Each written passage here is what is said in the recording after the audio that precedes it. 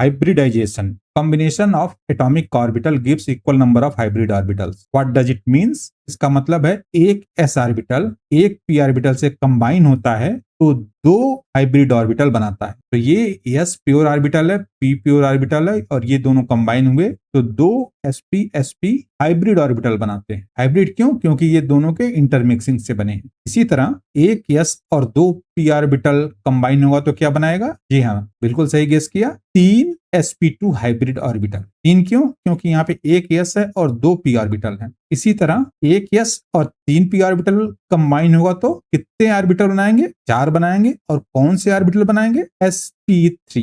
आइए इसको एक एग्जांपल से समझते हैं। तो दिस इज मेथेन, जिसमें सेंट्रल एटम है कार्बन और सेंट्रल एटम का ही हम हाइब्रिडाइजेशन निकालते हैं। तो इस पूरे वीडियो में हम कार्बन का ही हाइब्रिडाइजेशन की बात करेंगे। तो कार्बन के जो बैलेंस ऑर्बिटल होते हैं वो हैं 2s 2px 2py and 2pz, जिसको हम कुछ इस तरह रिप्रेजेंट करते हैं। और ये प्योर ऑर्बिटल हैं। जब ये कंबाइन होते हैं, मींस जब इनकी इंटरमिक्सिंग होती है तो 4 sp3 हाइब्रिड ऑर्बिटल बनाते हैं। तो ये हाइब्रिड ऑर्बिटल हैं। और कौन से हाइब्रिड ऑर्बिटल हैं? sp3। ये जो बड़ा लोब है ये बताता है कि यहाँ पे इलेक्ट्रॉन डेंसिटी ज्यादा है और ये छोटा लोब यहाँ बताता है कि यहाँ पे इलेक्ट्रॉन डेंसिटी कम है। तो फिलहाल के लिए हम इस छोटे लोब को इग्नोर करते हैं। तो ये कुछ इस तरह दिखते हैं। These are the 4 sp3 hybrid orbital of carbon atom. ये अपने आप को कुछ इस तरह रीअरेंज करते हैं कि जो सेंट्रल मेटल कार्बन है वो मिनिमम एनर्जी में हो, मीन्स इनके बीच का रिपल्सन मिनिमम हो। और यही चारों sp3 hybrid orbital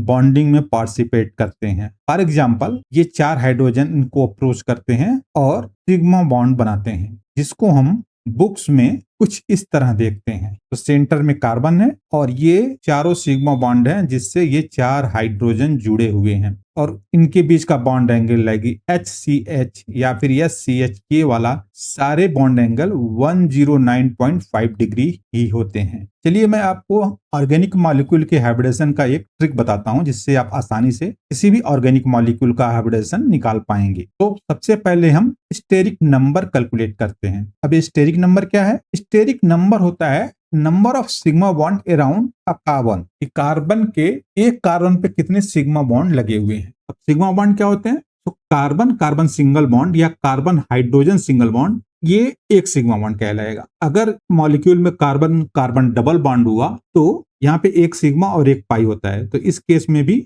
1 sigma bond होगा। ट्रिपल बॉन्ड के केस में एक सिग्मा और 2 पाई होते हैं, तो इस केस में भी 1 सिग्मा बॉन्ड होगा। और कार्बोनिल कंपाउंड के केस में भी एक सिग्मा और एक पाई होता है, तो नंबर ऑफ सिग्मा बॉन्ड 1 होगा। नाउ अगर किसी भी कार्बन का स्टेरिक नंबर 2 आता है, इसका मतलब उस कार्बन का हाइब्रिडाइजेशन sp है। अगर 3 आता है तो sp2, 4 आता है तो sp3। आइए कुछ एग्जांपल्स करते हैं जिससे ये कॉन्सेप्ट और भी क्लियर होगा। तो पहला एग्जांपल है मेथेन। अगर हम ध्यान से देखें तो यहाँ पे सेंट्रल एटम कार्बन है और इसके चारों तरफ कितने सिग्मा बॉन्ड है? 1 2 3 और 4। तो इसका स्टेरिक नंबर 4 हुआ। अगर 4 स्टेरिक नंबर हुआ तो इसका हाइब्रिडेशन क्या होगा? sp3। इसी तरह एक और एग्जांपल लेते हैं। अब यहाँ पे 2 कार्बन है तो एक एक कार्बन पे हम देखेंगे। पहले हम इस कार्बन पे देखते हैं तो इसका स्टेरिक नंबर क्या होगा? 1 सिग्मा बॉन्ड 2 और यहाँ पे 1 सिग्मा और 1 पाई है तो 3 सिग्मा बॉन्ड। तो इसका हाइब्रिडेशन क्या होगा? sp2। इसी तरह इस कार्बन का भी हाइब्रिडेशन sp2 होगा, क्योंकि यहाँ पे भी स्टेरिक नंबर कितना है? 3, 1 2 एंड 3। अगला एग्जांपल देखते हैं। तो इसमें पहले हम इस कार्बन पे फोकस करते हैं। तो यहाँ पे स्टेरिक नंबर क्या होगा? 1 और 1 2, क्योंकि ये दोनों पाई बॉन्ड है।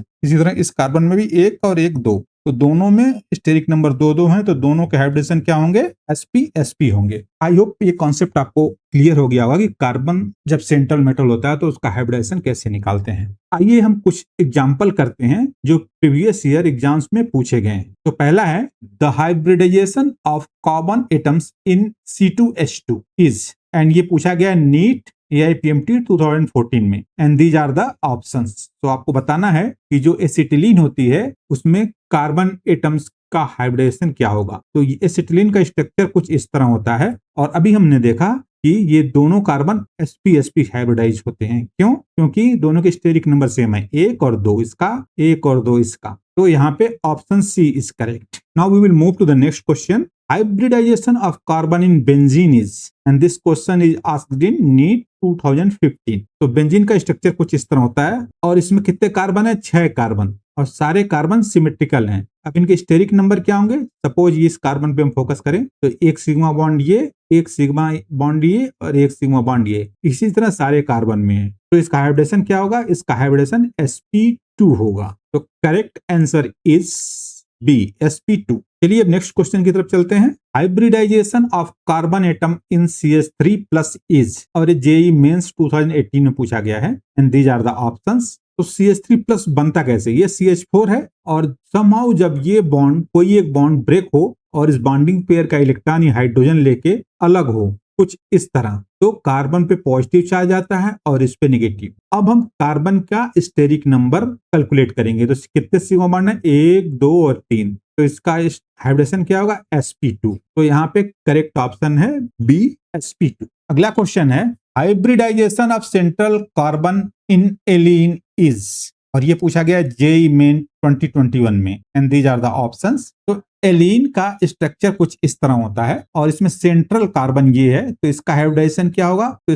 पहले हम स्टेरिक नंबर कैलकुलेट करेंगे। तो इसका स्टेरिक नंबर 2 होगा, एक सिग्मा बॉन्ड ये और एक सिग्मा बॉन्ड है, क्योंकि ये दोनों पाई बॉन्ड है। तो 2 स्टेरिक नंबर का हाइब्रिडेशन क्या होता है? sp। सो यहाँ पे correct option is C. Now we will move to the next question. Hybridization of nitrogen in acetonitrile, that is CH3CN is. यहाँ पे देखिए नाइट्रोजन का पूछा है, कार्बन का नहीं, तो थोड़ा सा यह ट्रिकी है, आइए इसको समझते हैं। तो this is the structure of acetonitrile और यहाँ पे नाइट्रोजन पे एक लोन पेयर होता है। तो अभी हम स्टेरिक नंबर कैलकुलेट करने के लिए नाइट्रोजन पे कितने सिग्मा बॉन्ड है तो कैलकुलेट करेंगे ही, इसके साथ साथ नंबर ऑफ लोन पेयर को भी ऐड कर देंगे। तो नाइट्रोजन पे कितने सिग्मा बॉन्ड है? एक सिग्मा और 2 पाई। तो एक सिग्मा ये हो गया और एक लोन पेयर, तो इसका स्टेरिक नंबर क्या होगा? 2। इसका हाइब्रिडेशन होगा sp। तो यहाँ पे ऑप्शन सी इज करेक्ट। अगला क्वेश्चन है hybridization of oxygen in furan is, and these are the options. तो फ्यूरान का स्ट्रक्चर क्या होता है? फ्यूरान कुछ इस तरह दिखता है, 5 मेंबर रिंग